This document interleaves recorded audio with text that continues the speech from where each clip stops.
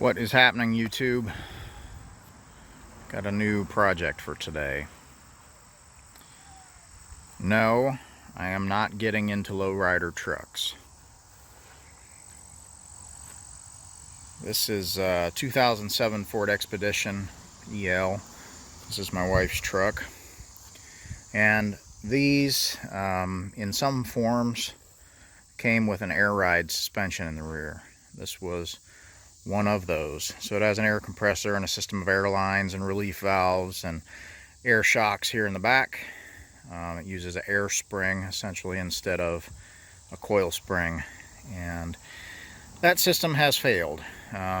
Mainly the issue in this one is that the air compressor has given up the ghost. It was sounding pretty rough here for a few days and finally crapped out. So the task for today is to get this thing taken care of, get it back on the road, restored to proper ride height.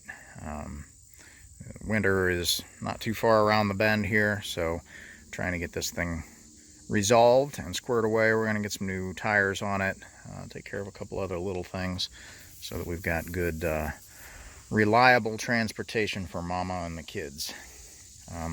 So what we're going to do with this, instead of troubleshooting and replacing air ride components, we're just going to do away with this.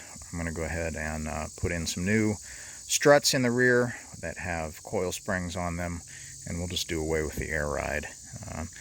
Camps are somewhat divided on whether that's the way to go, but I've got inside information from a friend of mine that was a Ford tech and had this exact same thing happen on his Lincoln Navigator, that he really likes the coil spring conversion. Said it actually rode better with the coil springs on it after the conversion than it did beforehand with the air ride. So that, and the fact that I know as soon as I replace that air compressor that, you know, one of the airbags will fail, or the solenoid valves, or one of the level sensors on the rear end here, something else is going to go bad and it's going to end up being a money pit. I just went ahead and bought the coil springs. We're going to go that direction with it. So I'm going to get it pulled into the garage, and we'll start taking this thing apart. I'll bring you along for the project, show you what's involved.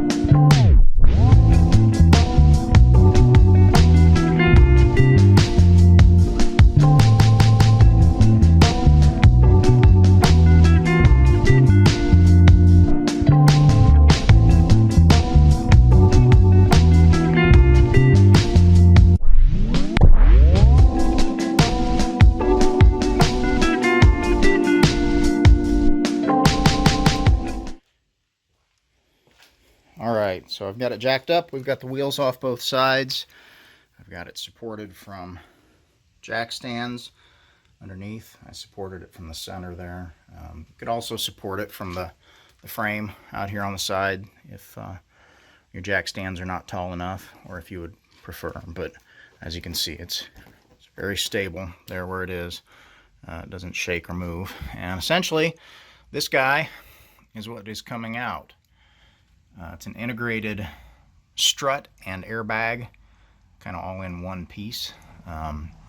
This will be coming out, and we'll replace this with a coil spring unit. So most of the research that I have done has led me to believe that the best way to do this is to go ahead and take this lower control arm loose back here in the center. So we'll go ahead and run that bolt there. We'll go ahead and run that out to free that control arm up on the inside, and we'll take this one out as well to release the strut. And then on top here there are 3 bolts that hold the strut bearing plate assembly up into the perch. So should be fairly straightforward. We don't have to pull the brakes off. We don't need to do anything with any of the other suspension components that could affect alignment or anything like that. We're just basically pulling that lower control arm out. This does not have adjustable control arms here.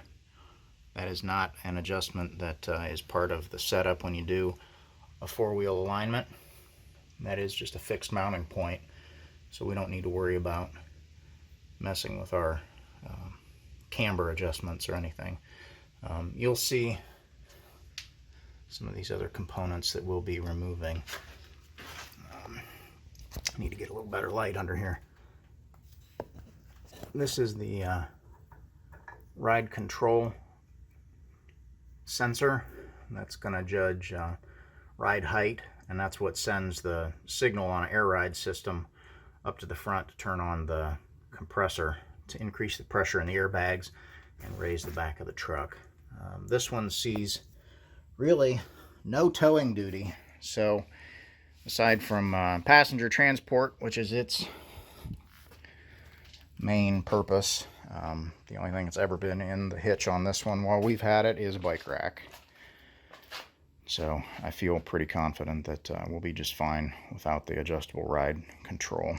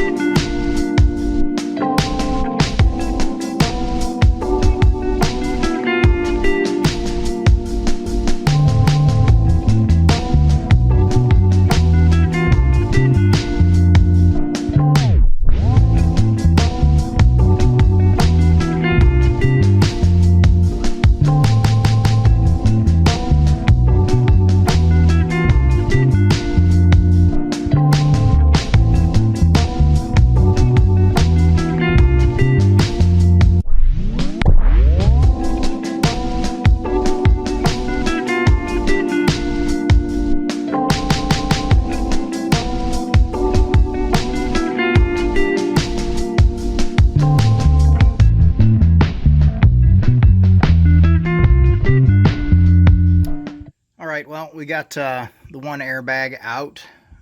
That whole assembly comes out pretty easily. You might have seen me pull this airline loose.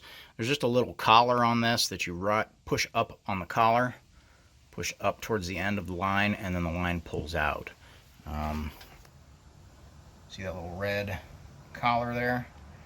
You push that into the solenoid and then unplug the line. The wiring connector is like a lot of these that Ford uses. It's got just a little push button right there that you push to release it. Tools that I've used so far, of course I got a little ball peen hammer here. Come on, focus. Just got a punch. That's my favorite little bent screwdriver. I bent the end of this one. Works real good for undoing little wiring connections and little clips. This is a 15mm gear wrench. This one's a swivel head. I like these. They work good for stuff like this. If you just got a standard box end wrench, that would work just as well, just not quite as fast. It's an 1 3/16" socket that I was using to hold the bolt here. No, the other one, wherever it went, down there. No, I'm wrong again. That's for the nut. That is probably a metric size, but when you get to that size, standard works just about perfect. This is not an expensive set. This is just a 3/4 inch Harbor Freight Chinese-made ratchet set. Didn't have a socket large enough in a metric size to fit that nut. It's probably a 29 or something like that. So it was larger than my set goes. You saw me live dangerously there for a minute using chrome sockets on the buzz gun. This is 27mm is what I used to get the bolts loose. So that works on both of those, and then everything falls out the bottom here. I am at this point waiting for the FedEx man to deliver my new struts. They're on the truck. They're supposed to be here today. I wanted to get a head start by pulling this apart. So I'm going to go ahead and I'll move back over to the other side and take that strut out. Take me just a minute or two to do that, and then I'll bring you back in here once we've got the new struts here. We'll go over the process from there. Alright, well, parts showed up. I thought the FedEx man was going to stand me up again, but he came through after all. So these are Monroe parts, part number 271139. From what I can tell, there was a similar part number. It was probably 171139. That was also a fit for this vehicle, but I think it was not used on the EL, the extended wheelbase versions of this truck.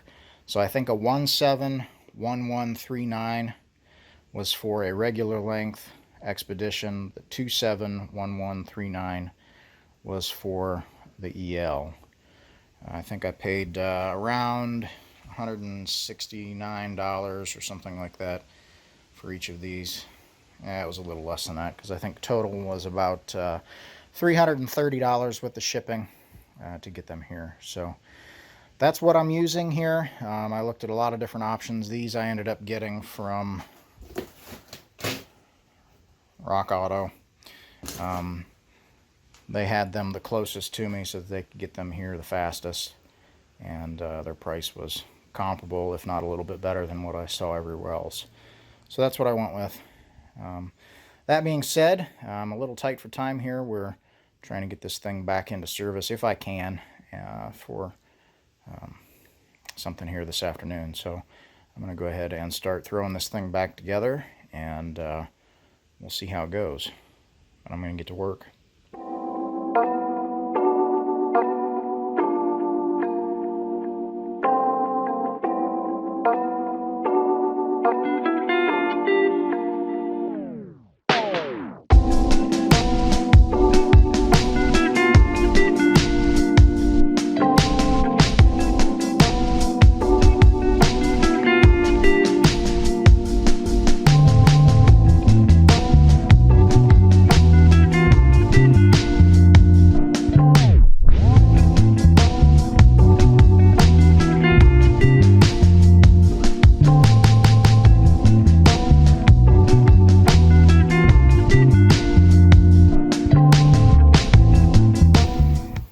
Alright, that's one side down. You saw me there. I violated my own cardinal rule, and that is never tighten the bolts down until you've got all of them started. So this one seems to be, the spring seemed to be twisted on there just a little bit. It was kind of holding it out of alignment there. I had to use that bottle jack to help jack up the other end of the control arm there, just so I could get the bolt started. But that and my little alignment tool here worked out real well, and we got everything in there. I just went ahead and tie wrapped the vacuum, or the air line, and the wiring connector back up out of the way there. I'm going to go ahead and leave that link installed there, hope being that this thing should ride at about regular ride height, and that it won't set a code with the engine computer that controls that air ride. So we'll see how that works. I may have to do a little more work to bypass that, but I'm going to go ahead and hook those back up in hopes that we can kind of work around that by just leaving them in place. So go ahead and move around to the other side here, and we'll get back to work.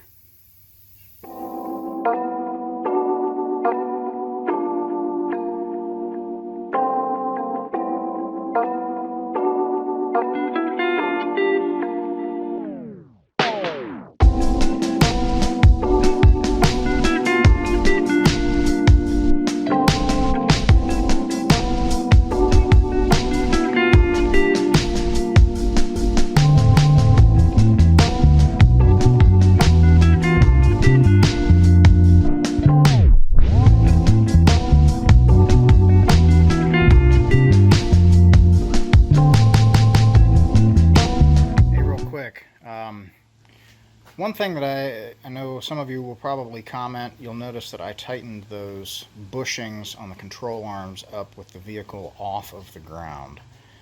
Some people will tell you that that's not the proper way to do that, that you should actually lower the weight onto the suspension and then tighten that stuff with it at ride height. I guess the thought is that you know, you're adjusting the preload on that bushing, that it's twisting the rubber in that bushing and providing a little bit different tension in there than what was intended, because you're not letting that relax at typical ride height. I don't know if there's anything to that or not. This does ride a little bit different than it did with the air ride on there. It's got a little more rebound, bounces just a little bit more. I don't think it's going to make any difference, but I'm going to roll under there and just loosen those bolts up, let everything relax, and then I'll snug them up again and torque them down. So I'll just do that kind of as a test. I'm kind of curious more than anything, and I know somebody's going to say it in the comments. So I'm going to get down there and we'll just back those off, let things relax, and then we'll torque them down again. All right, well, there she is, back on her own four legs. Doesn't look too bad. It's maybe just a little bit high in the rear, but I would anticipate that that'll settle with a little time. And once we get a few miles on those springs, it'll level out just nicely. All in all, not a terrible job. Take some big sockets or wrenches, but aside from that, really not a terrible job. You don't need a valve spring compressor. You really don't need any specialized tools. Just some decent sized wrenches.